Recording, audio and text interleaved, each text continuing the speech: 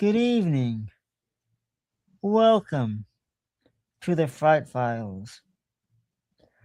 My name is Dr. Fright, along with Madam Mina. Hold on to your seats, because tonight we take you on a frightful journey with stories ranging from the least frightful to the most frightful of them all. Before we begin, remember to ask yourself that all-important question. Can you withstand all frightful tales till the end? Tonight's stories will be very interesting and extremely frightful. Let's begin, shall we? Madamina, would you like to tell the first tale of the evening? Sure. Okay. So when I was around 12, my mother had to go out of town for a bit, and she left me home alone for a few days. We lived close to relatives, so it wasn't a big deal back then. She refused to give me a mobile phone because she figured she could just call me on the landline if anything came up. She told me the date when she'd be back, and that was that. The date arrives, and I hear my mom knocking on the door downstairs, calling my name. My dog, who loved her, got excited when she heard her voice and ran down ahead to greet her. She got to the door, freaked the heck out, and ran back upstairs to me. I refused to go down and open the door. The phone started ringing and the knocking stopped. I picked up the phone to hear my mom say, "Hey, I'm sorry, I have to stay one more day here. I'll head home tomorrow." Something or someone pretended to be my mom, but it didn't fool the dog. Back at you. Thank you, Madamina. And now, this next story I'm about to tell is not for the faint of heart. Hold on to your seats because you're about to hear the tale of the silent witness.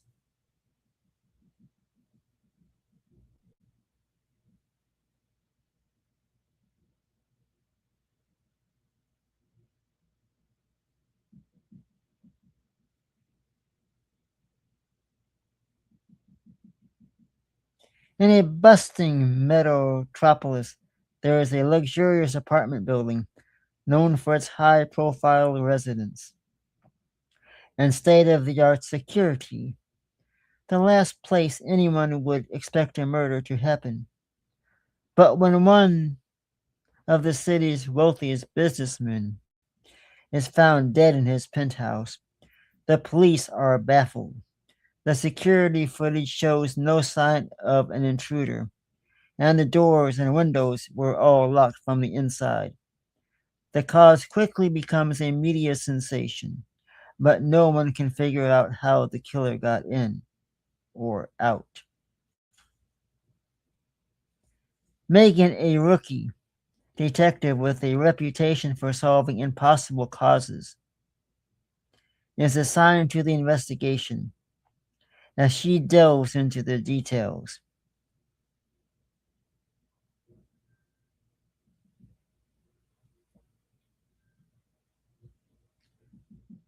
She becomes convinced that there is more to this cause than meets the eye. The penthouse is full of secrets, and Megan is determined to uncover them. No matter where they lead, the investigation starts off routine, with Megan interviewing the staff, reviewing the security footage, and combing through the victim's life for any clues. But the more she digs, the stranger the case becomes. The security footage shows nothing unusual, except for one odd detail. You see, folks, every night at 2:30 a.m., the camera in the victim's living room flickers and goes back for exactly 13 seconds. It goes dark for 13 seconds. Remember that, folks, because when it comes back on, everything appears normal. But there is one suitable change in the room. Objects slightly out of place. Shadows that don't match the lighting.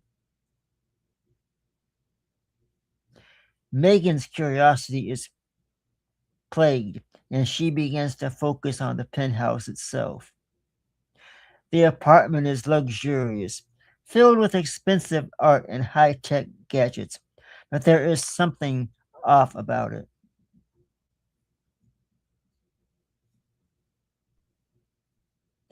There is something way off about the whole thing. The air feels heavy. The room is too quiet, as if the place is breath, holding its breath, as if something is about to happen. As she spends more time in the penthouse, she starts to notice things. Faint whispers in the walls, cold spots that move from room to room, and a lingering sense that she is being watched. Then it happened. One night, Megan decides to stay in the penthouse to see if she can catch whatever is causing the disturbances. She sets up cameras and monitoring equipment, determined to find out what happens at 2:30 a.m. As the clock ticks closer to the time, tick, tick, tick, tick, tick, the atmosphere in the penthouse grows tense, the air thick with anticipation. And then, at exactly 2:13 a.m., the lights flicker and the cameras go dark. Megan feels a cold draft pass through the room, and when the lights come back on, she notices something that makes her blood run cold. A figure standing in the corner, just out of the camera's view. It's not fully solid, more like a shadow or a wisp of smoke. But it's there. Oh, it's there, watching her every little gesture, every move.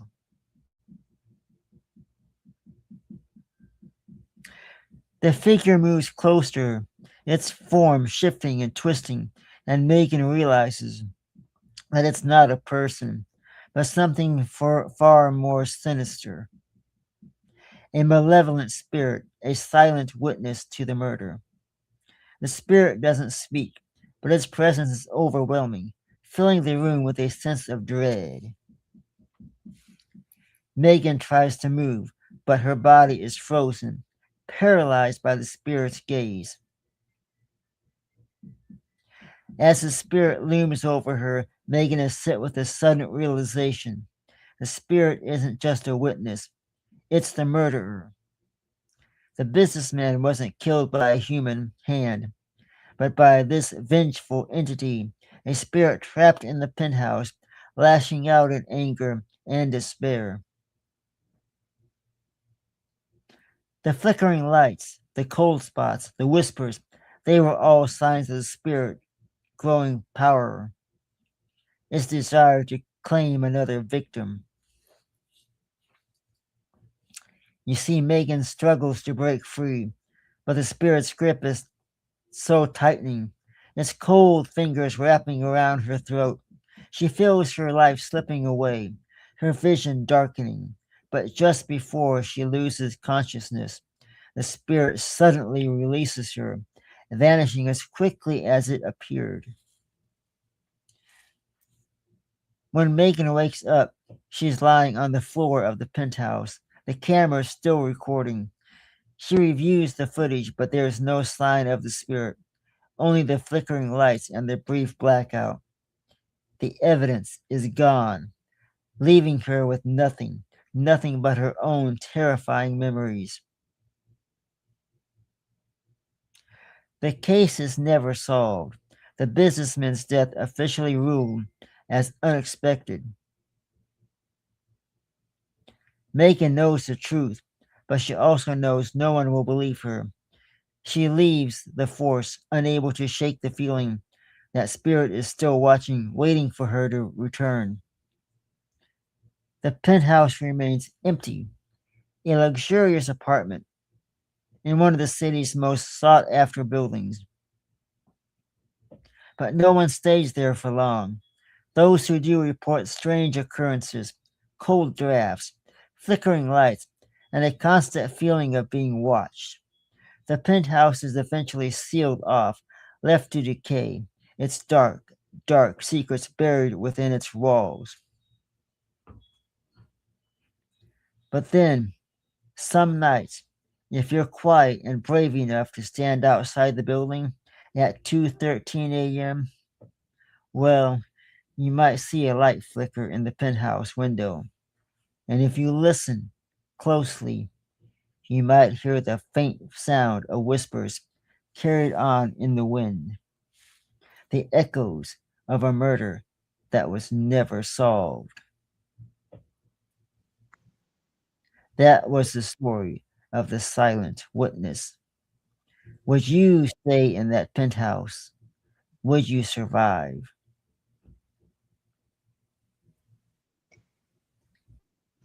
And Right. now, Adamina, what tale do you have for us next? This one is from Reddit. It starts out: when I was still living at my childhood home, I was sneaking out late at night to meet some friends. I went through the back door of the house, and as I turned to face the door, I could just feel somebody watching me. I thought I was busted. I turned to look at who had caught me and saw a totally monochrome figure. The hair was completely black, like blacker than black. Her face was like a static, washed over white gray, and she was wearing a dress that was in between the two colors. No facial features, just the silhouette of a young girl facing me.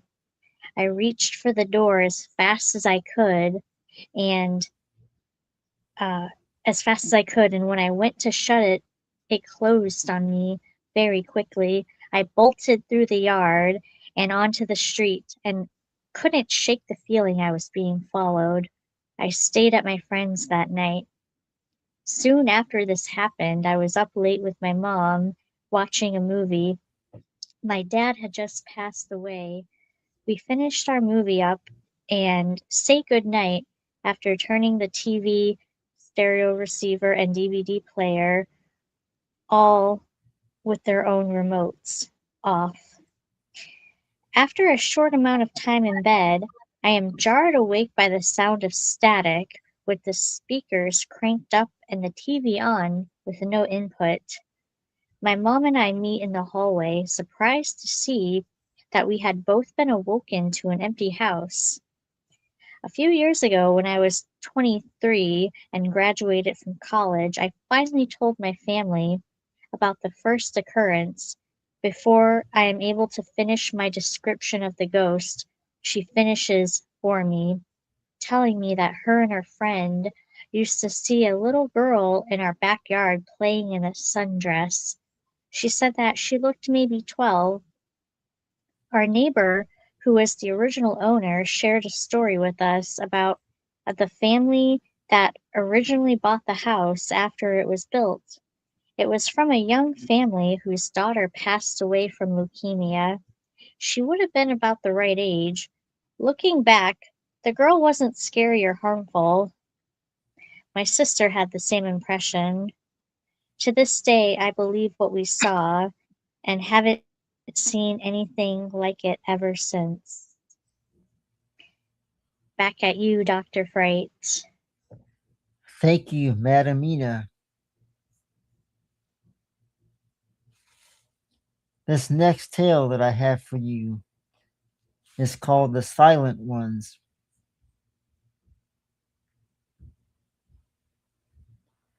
This tale is very interesting.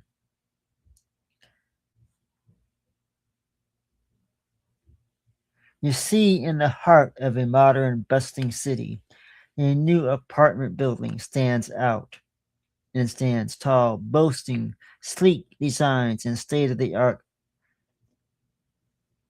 But there is one thing that sets it apart from the rest, a strange, unsettling silence that falls over the buildings every night at precisely 11:57 p.m.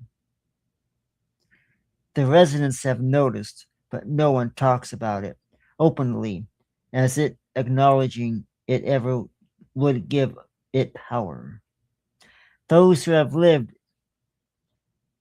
there the longest simply refer to them as the silent ones. You see, Addison is a young professional who's just moved into the building. She's thrilled with her new place, a stylish loft with floors to ceiling windows that overlook the city. She's been told the building is one of the safest and most luxurious in the area. But from the moment she steps inside, she cannot shake the feeling that something is off. It's the little things. The way the elevator doors seem to close a fraction of a second too slowly. The way the lights flicker ever so slightly at night. And most unsettlingly of all, the silence that descends every night at exactly 11:57 p.m. On her first night, Addison stays up late, unpacking. She's a night owl, used to the sounds of the city, honking cars, distant chatter, the hum of the light that never truly sleeps. But tonight, as she's organizing her bookshelves, she realizes that the unusual noises has faded away, replaced by an unnatural stillness. Now the clock on her walls tick loudly in the silence, the numbers glaring back at her 11:57, 11:57, 11:57. She brushes it off, thinking it's just her imagination. But as the day goes by, the silence becomes impossible to ignore. She starts to notice other things too. The neighborhoods she passes in the hallway. The neighbors she passes in the hallway avoid eye contact. The smiles too forced, their faces pale and brown. She hears whispers of strange occurrences, people vanishing in the middle of the night, strange figures seen moving in the shadows. The more she learns, the more she feels the weight of the building's dark history pressing down on her. Then, one night, unable to sleep, Edison decides to investigate. She heard rumors of strange events happening on the upper floors, the ones that are always dark, with windows that never light up. Curiosity and a growing sense of dread drive her to take the elevator up to the top floor, the floor that doesn't even have a button for it.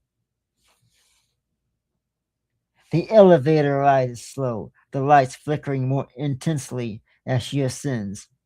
When the doors open, she is met with an overpowering sense of wrongness. The hallway is shrouded in darkness, the only light coming from the dim emergency exit signs. The silence here is deafening, a void that presses against her eardrums and makes her heart race. She takes a deep breath and steps out, her footsteps echoing unnaturally loud in the stillness. The hallway stretches on, seemingly endless. As she walks, she notices that the walls are lined with doors, each one slightly ajar, revealing dark, empty rooms. She hears a faint whispering, a low hum that seems to come from all around her, yet from nowhere in particular. The sounds grow louder as she approaches the end of the hallway, where a single door stands fully closed. Her head trembles, her hand shakes. She reaches for the doorknob, but before she can touch it, the door swings open on its own. Inside, a dimly lit room, furnished in style that's decades old. Heavy dark furniture, faded wallpaper, and a thick layer of dust coming from everything. In the center of the room stands an old-fashioned gramophone, its needle hovering over a spinning record. The whispering is louder, now clearer, and she realizes with a shock that it's coming from the record, which plays a distorted, garbled version of a familiar tune. Addison steps inside, drawn by a force she can't explain. The door closes softly. Behind her, she feels the temperature drop sharply. Her breath fogs in the front of her, and the shadows in the room seem to move as if alive. She feels eyes on her, hundreds and hundreds of eyes watching her every move, every step. She turns slowly, and her blood runs cold as she sees figures standing in the corner of the room, their faces distorted, obscured by darkness, the eyes glowing faintly in the dim light. They, they are the silent ones, the residents who vanished without a trace, their souls trapped in the building, forced to serve the malevolent forces that rules the top floor. Their mouth more soundlessly, repeating the same phrases over and over and over, a chant that Addison can now understand. Join us! Join us! Join us! Addison tries to back away, but her feet won't move. The silenced ones step closer, their whispers growing louder, more instant.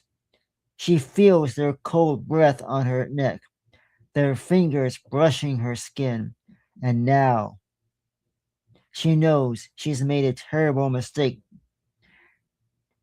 The gramophone slows, the record warping as it plays the final note, and the silent ones are upon her, dragging her into the darkness. Silent ones are upon her, dragging her into the darkness. She wakes up in her bed, drenched in sweat, her heart pounding in her chest. The clock reads 11:56 p.m. It was just a dream, she tells herself. It was just a dream, just a horrible, vivid nightmare. But as the clock tickers to 11:57, the silence descends on her once again, and she knows it wasn't a dream at all. Addison tries to scream, but no sound comes out. Her mouth barely moves, forming words that she can't hear, and she realizes with the horror that she has become one of them. The shadows close in around her, the room fading away. She pulls into the darkness, her soul trapped in the building's endless light. The clock on her walls tick loudly in the silence, coming down, counting the seconds down until the next soul is claimed.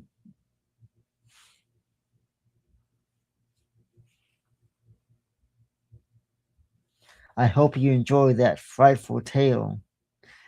Just imagine if that would happen to you. Madam Mina, do you have a third story for us tonight? A fourth Yeah, story, I guess. yes, this one is also from Reddit. It begins: when I was younger, my older brother and I would randomly see this tall, dark, shadowy figure wearing a top hat, think Abe Lincoln, walk down the hallway in the house we grew up in. It had no distinct features, just a shadow, but standing in the middle of the hallway, it would always just stop outside our bedroom doors and just stand there for a moment and continue walking down the hallway. Whenever we would run out to the hallway to see it walking away, it was always gone. I was always fully awake when I saw it. My brother said he woke up a few times and couldn't move with it standing at the end of his bed. Then it would just disappear.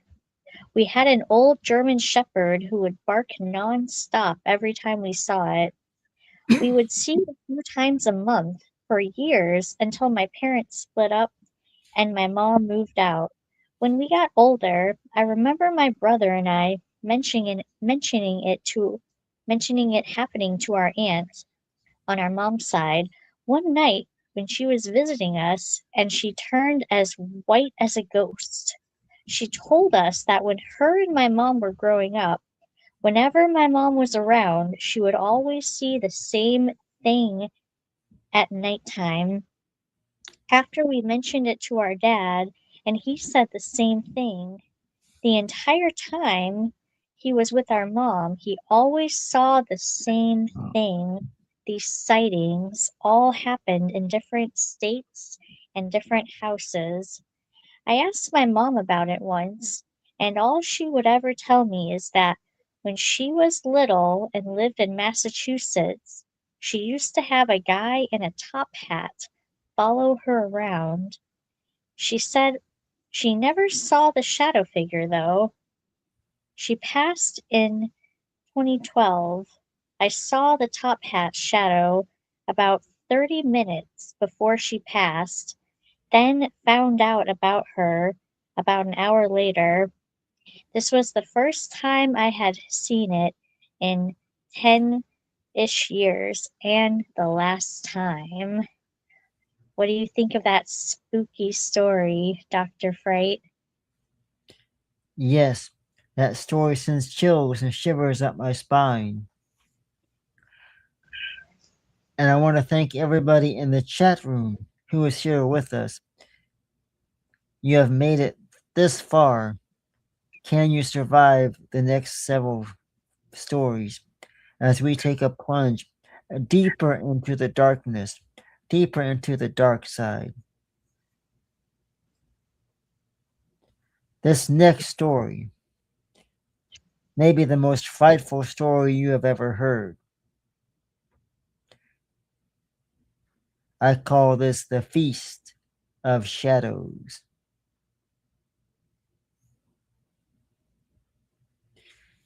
In a wealthy suburb where every house is meticulously maintained and every lawn perfectly trimmed, there is a single mansion that stands apart. A grand old estate surrounded by towering oaks, its windows dark and uninviting. The mansion is owned by the eccentric Morton family, who throw an elaborate dinner party once a year on Halloween night. The invitations are highly coveted, but it's said that those who attend the dinner never return the same.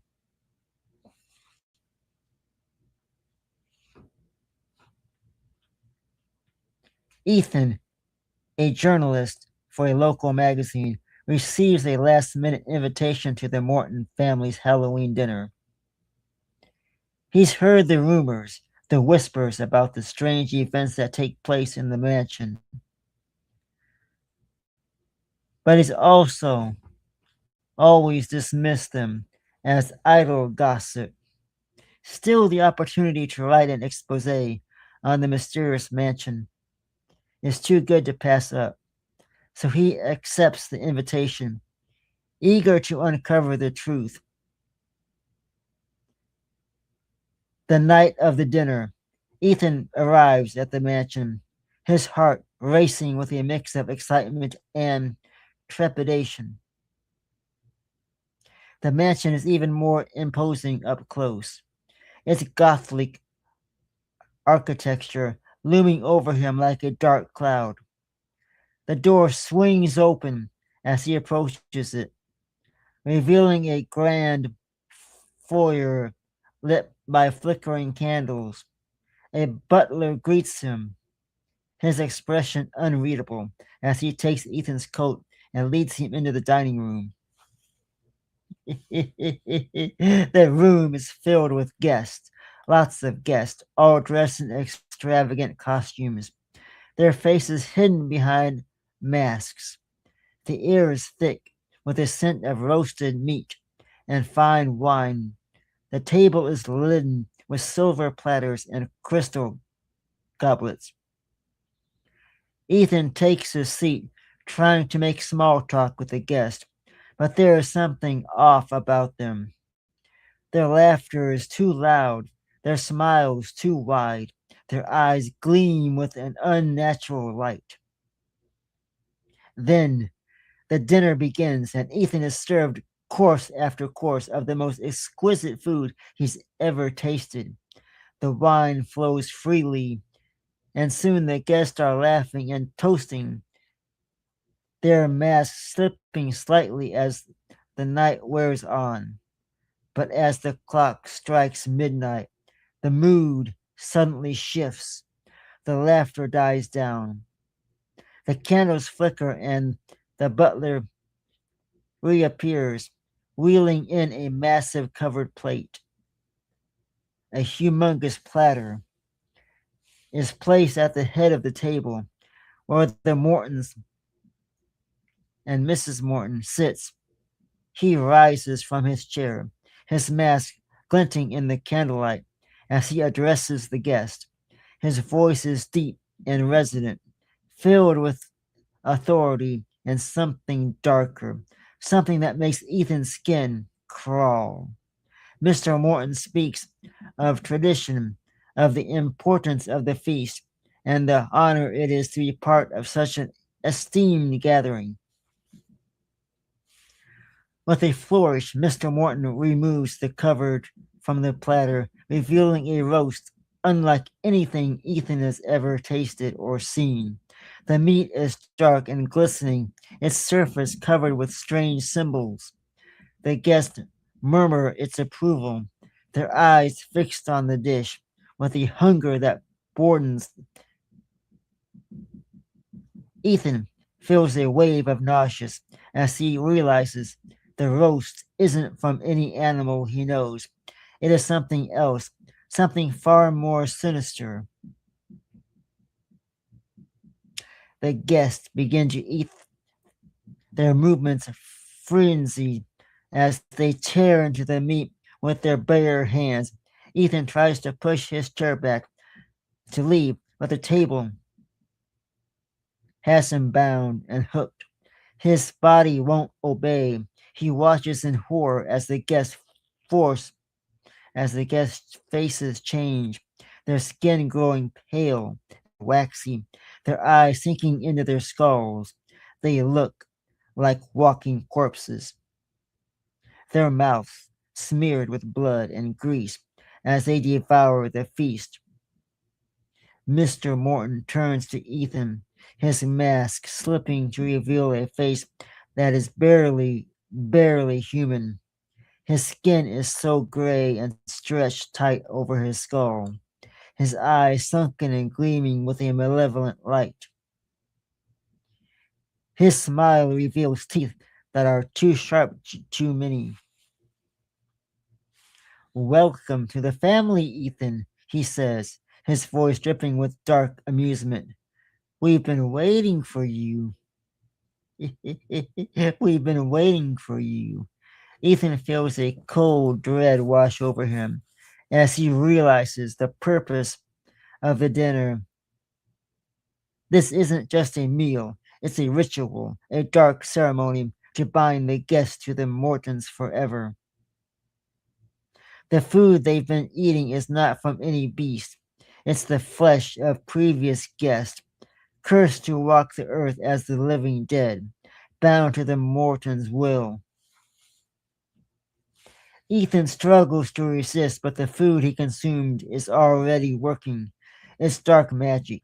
His limbs grow heavy, his thoughts sluggish, as the curse takes its toll. He looks down at his hands, horrified to see his skin turning gray, his fingers curling into claws. The other guests turn to him, their faces twisted in grotesque smiles, welcoming him into their cruel ranks. Mr. Morton raises his glass in a final toast, his eyes gleaming with triumph. To the feast that never ends, he declares, and the guests echo his words, their voices hollow and lifeless. Ethan's vision begins to blur, and the last thing he sees before the darkness claims him is the faces of the other guests, their eyes gleaming with the smoke, their eyes gleaming with the malevolent light that now burns within him. The next morning, the mansion is quiet, its doors closed and the windows dark. The villagers go about their day, unaware of horror that might unfold within the walls of the old estate. But when Halloween night comes again, mortars will host another feast, and another guest will join the cursed ranks, doomed to serve the family for all eternity.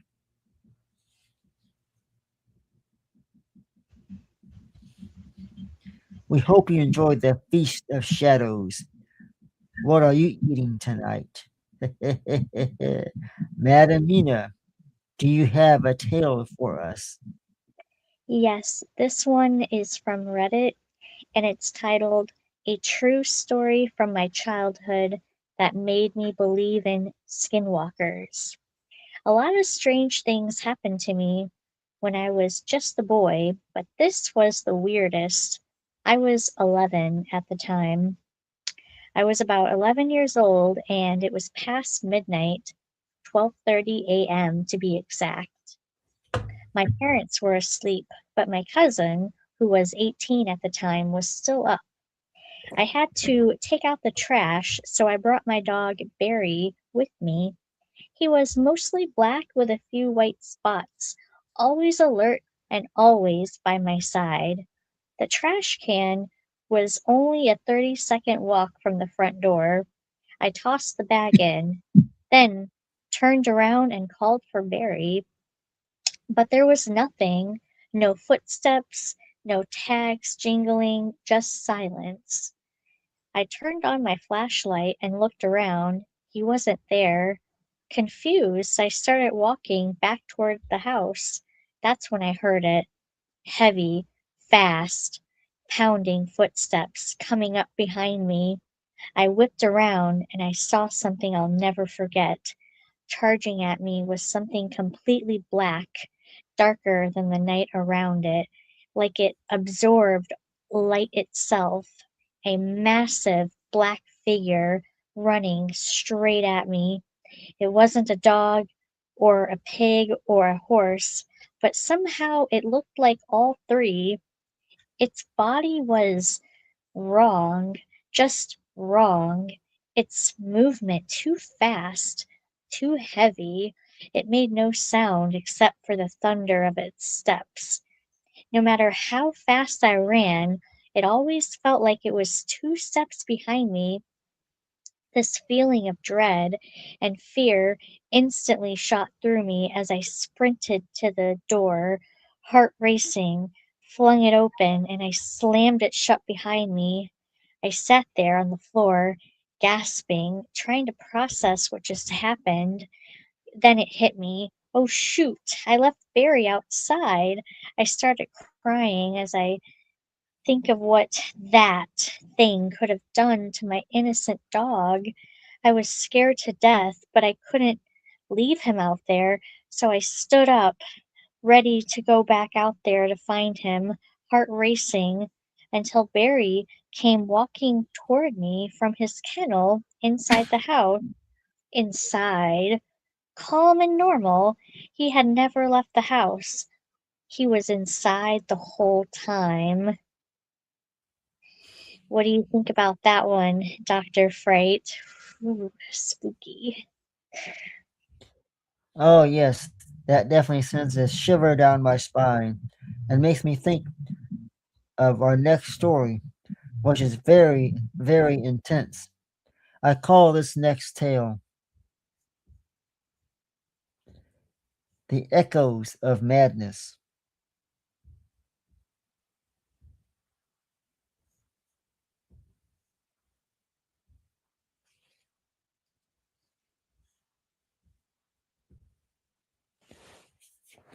In a modern, sleek apartment complex, where the walls are thin and the neighbors keep to themselves, there's a certain apartment that no one wants to live in. Apartment 1301 has a reputation of strange noises at odd hours of the day and night. Sudden drafts of cold air and whispers that seem to come from the walls.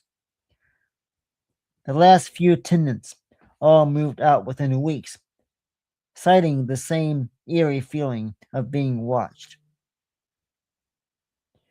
Morgan, a young woman new to the city, is desperate for a place to live.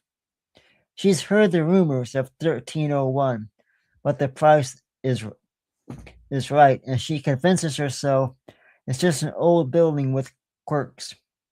She moves in, determined to make the best of it. The first few nights are uneventful, but soon she begins to notice strange occurrences. At night, when everything should be quiet, she hears faint sounds, whispers, the creak of footsteps, the distant hum of voices.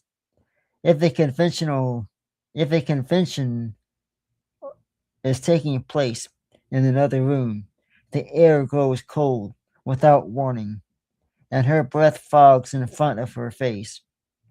She brushes it off, trying to rationalize the events, but the feeling of being watched grows stronger with each passing day. Then one evening, as she's sitting on her couch, the lights flickered and go out. The apartment is plunged into darkness, and for a moment there's only silence. Then the whispers start again, louder this time, more distinct.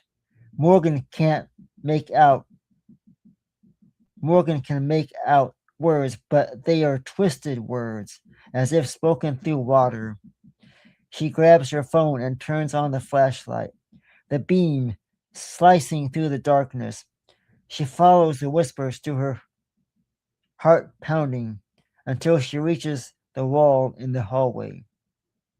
The sound is coming from inside. A muffled conversation that sends shivers down her spine. She presses her ear to the cold plaster, trying to make out words, and suddenly the voices stop.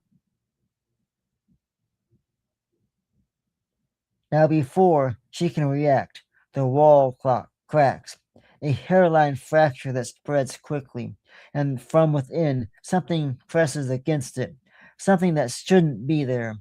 The plaster gives way, crumbling to the floor, revealing a dark and hollow space behind it. Morgan's flashlight flickers, and she catches a glimpse of something moving inside, a shadow that shouldn't exist. A hand reaches out, its skeletal its fingers curling around the edges of broken wall. Morgan stumbles back, her heart racing as the figure emerges with hollow eyes and a twisted grin, its face a mask of madness. The whispers start again, but now they're coming from the figure, its lips moving soundlessly, the words echoing in Morgan's mind. She realizes with a jolt of terror that the figure is the last tenant driven mad by whatever malevolent forces inhabits the apartment. The figure grin widens and it lunges at her, moving and with an unnatural speed. Its bony fingers reaching for her throat. Morgan screams and scrambles back, but the figure is relentless. She is cornered in the hallway, the flashlight flickering as the figure's cold hands cross around her neck. The whispers in her head grow louder, more intense, filling her mind with chaos and madness. In fact, in a final act of desperation, she swings the flashlight, the bottom catching the figure in the eyes. It recalls, hissing, and for a brief moment, the whispers stop. Morgan takes the chance and bolted the door. The apartment seems to twist and wrap around her, the walls closing as if trying to trap her inside. She reaches the door, her fingers fumbling with the lock, but just as she pulls it open, the fingers grab her from behind. The whispers flood her back into her mind, the louder and louder than ever. She's pulled into the darkness, her screams echoing through the empty apartment. The next morning, the building's superintendent finds the door to 1301 ajar. Inside, the apartment is empty, the air cold and still. The walls are unmarked, and there's no sign of Morgan, no sign of Morgan at all. The superintendent sighs and makes a noise to find other tenants, but deep down he knows. He knows it won't be long before the apartment is empty again. The whispers will find a new victim, and the cycle of madness will continue. What a frightful tale that was indeed. What do you think, Madamina? Yes, very, very spooky.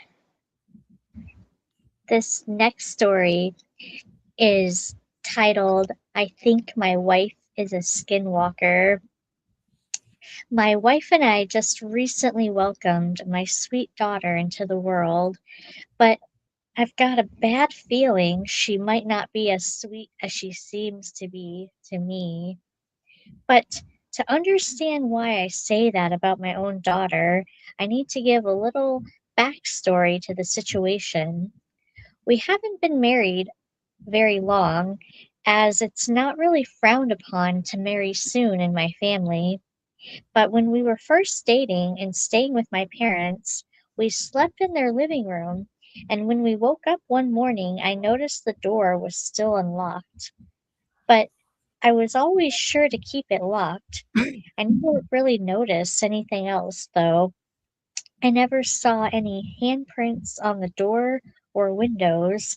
I never saw anything out of the ordinary at all that would be a tell sign of an intruder. I brought it up to my dad, so he took me to his office to check the CCTV monitor. No one had approached the house all night.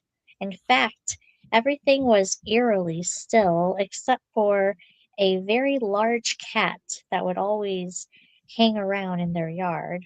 That cat had been around for a long time, though. We always thought maybe it was a neighbor's cat, but we lived out in the back country of Texas, and there were other people out in the woods. But growing up there, I did actually notice a lot of things that scared the crap out of me. I once saw my cat Salem shape shifting right in front of my eyes when my little cousin and I were playing soldiers near the woods. One of the old men down the road would tell us stories of a panther that would kill people's horses, but I wondered if it was really my shape shifting cat or something. My dad also told me a story of a man that lived on our land before we did that killed his daughter's bus driver for what she said he did to her one day when she came home crying, and he would see the ghost of that dad standing over him when he slept with a blood-stained shirt and evil radiating from his eyes. And of course, countless other stories of all sorts of things that go bump in the night. None of that really seemed related to that night. I noticed the door was unlocked. However, since then, I've noticed a lot of things are different about her than she used to be, but nothing too extreme, just minor things. Things like things that only people really close to her would know, like she started wearing makeup when she never really liked it before, and what she liked to eat. Um, oh, okay. None of that really seemed related.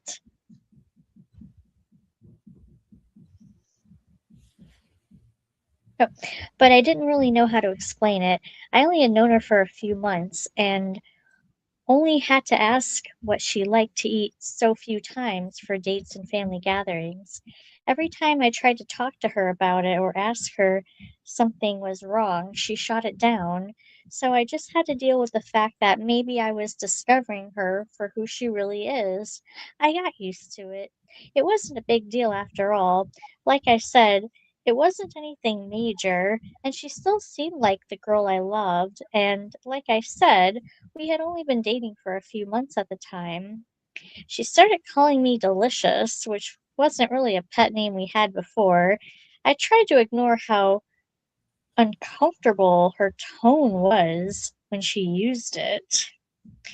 More recently, I've noticed odd smells originating from under our house, and when I'm working around the yard, I've also noticed a greater number of flies and carrion birds. I was hoping a lost dog or some large rodent had just crawled under there and died, but one day I found the promise ring that I had given her that she said she lost before we even moved into this house. It was extremely old now and caked with mud. I started nosing under the house near where the ring was laying, and I found a large indentation on the earth, as if something was laying there but had been moved. Soon after that day, she surprised me with the news that we were going to be parents. And I was excited at first until I realized something. I just knew my initial suspicions were proven true when she got pregnant. You see, my wife warned me right away not to expect children because of an accident she had when she was small. She was infertile. What do you think of that spooky, spooky story, Dr. Fright? Oh, yes, that was a great story indeed. Definitely a frightful tale to share with our viewing audiences. And for those who are with us, congratulations, you have made it almost to the end. I believe we have yet another story. This story, however, will definitely awaken your senses. Hold on to your hats.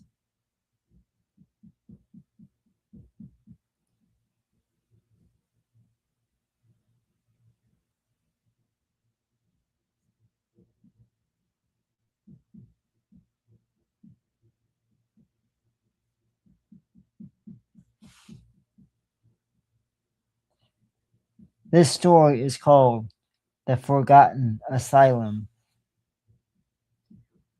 In the heart of an overgrown forest, like an abandoned lies an abandoned asylum. Its crumbling walls hidden beneath the layers of ivy and moss. The locals avoid the place, calling it cursed. They say the screams of the patients who once lived there still echo through the halls, trapped forever in the decaying building. The asylum was closed decades ago after a fire claimed the lives of several patients. But no one knows what really happened on that frightful night. Jake, a documentary filmmaker, is determined to uncover the truth about the asylum. He's heard the stories, but he believes there's more to the tale than just ghostly rumors. He convinces his team to join him on the trip to the asylum, planning ghostly rumors and planning to capture footage of the eerie building for a new project. They arrive at dusk, the forest around them dark and silent, as if the trees themselves are holding their breath. As they begin to explore the asylum, Jake's team begins to feel the weight of the place. The air is thick and the dust and corridors are lined with rustic gunnies and broken wheelchairs. Faded patient records are scattered across the floor, the pages yellow with age. The deeper they go, the more unsettling the atmosphere becomes. The walls are covered in strange symbols, and the doors to this patient's rooms are sketched out and dented, as if someone or something tried to claw their way out.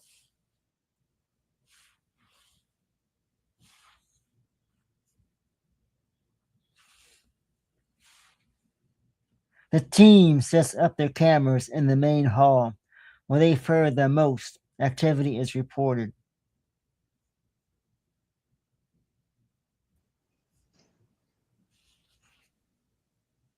Then it happens.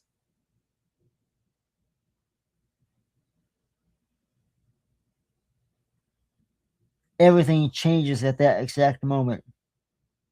Jake, eager to capture the phenomenon, pushes forward, leading his team deeper into the asylum.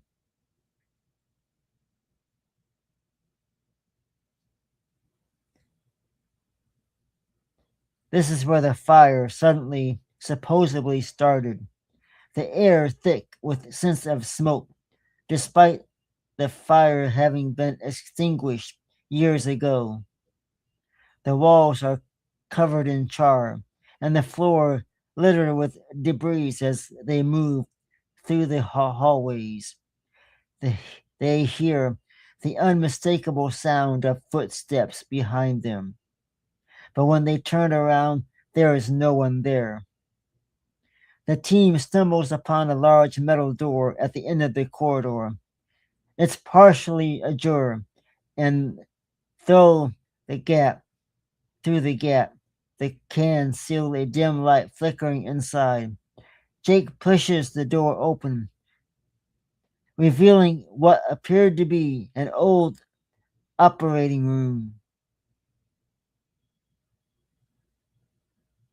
Oh, yeah, the equipment is rustled.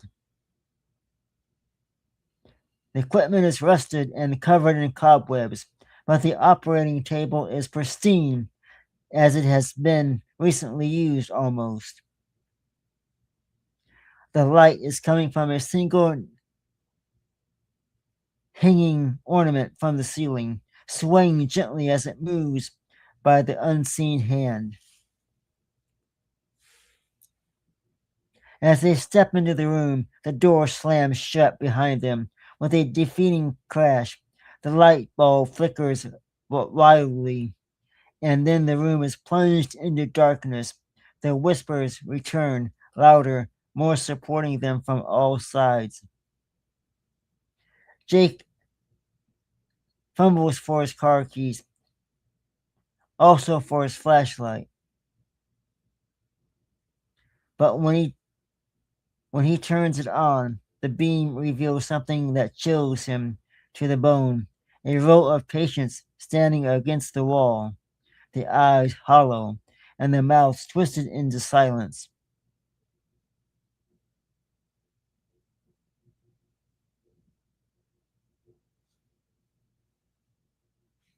The patients step forward, their movement jerky and uncontrollable, as if they're being controlled by invisible strings. The team backs away, but they're nowhere to go. The door is sealed shut, and the patients are closing in. The whispers turn into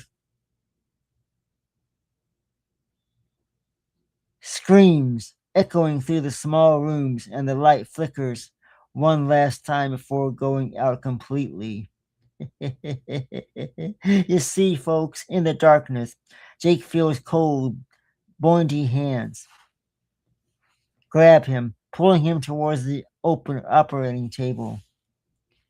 He struggles, but the grasp is too strong. The last thing he sees before the light goes out is the glint of surgical instruments on a tray beside the table, and the shadowy figures, a doctor standing over him, preparing for a procedure that was never meant to be. And then, the next morning, the audiences find the asylum in the ruins, the walls crumbling, and the lower levels flocked. There is no sign of my grandmother, Joker, or his team, only their cameras, which are still recording. The footage is later revealed, but it's distorted, and the image is flickering between static and darkness. What little can be seen shows Jake and his team entering the asylum, their faces filled with determination. But as they move deeper into the building, their expression turns to fear. The final moments of the footage are incomprehensible. A blur of shadows, flickering lights, and the faint sounds of desperate panicking, breathing between and before the scene goes dark. The authorities write off the incident as another tragic disappearance. Just another tragic disappearance tied to the asylum's dark history. But the Icos know better. They whisper that the asylum claimed the souls of Jake and his team, just as it did for me. And now, if you listen closely on quiet nights, you can hear the screams joining the chorus, tormented voices that echo through the halls of the forgotten asylum. I hope you have enjoyed that frightful tale of the haunted asylum. Madamina, do you have yet another story for us? No, that is all for my spooky stories of the evening. Ah, yes, and as we look at the time, it is time for Dr. Fright and Madamina to go back to their final resting places. Congratulations to all the brave, frightful souls who have made it till the end. With that being said, on behalf of Madamina and Dr. Fright, we want to thank everybody for coming here and making it through the end. If you would like to hear these stories again, you may always watch the replay. For Dr. Fright and Madamina, we say stay frightful, stay scared, and remember to always ask yourself the important question: can you make it till the end each week? Thank you, everybody, for coming here tonight. We must now go to our final resting place.